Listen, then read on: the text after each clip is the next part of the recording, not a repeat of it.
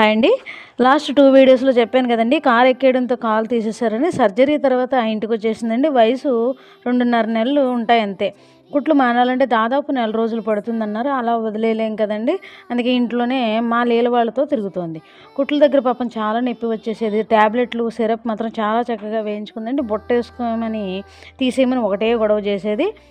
అందరికి ఒక బుట్టే పడుతుంది. కానీ ఈవిడికి 2 బుట్టలు పడ్డాయండి. సన్నని మెడ కదా! చాలా యాక్టివ్‌గా ఉందని మా సిస్టర్ షాషా అని పేరు పెట్టిందండి.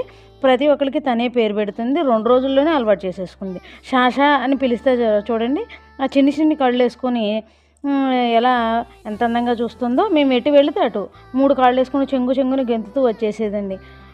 వీళ్ళమ్మకు పుట్టిన వాటిల్లో తనే చాలా అందంగా ఉందండి. మా వాళ్ళల్లో చాలా చక్కగా కలిసిపోయింది. అంతా తిరిగేస్తుంటే ఫస్ట్ మాత్రం తెగ గద్దిచ్చేసారండి నలుగురు. కానీ ఏమనలేదండి. అయన్నీ పైపైన బిల్డప్‌లు అంతే. తర్వాత నెక్స్ట్ తన జీవితం ఎలా ఉందో చూడండి.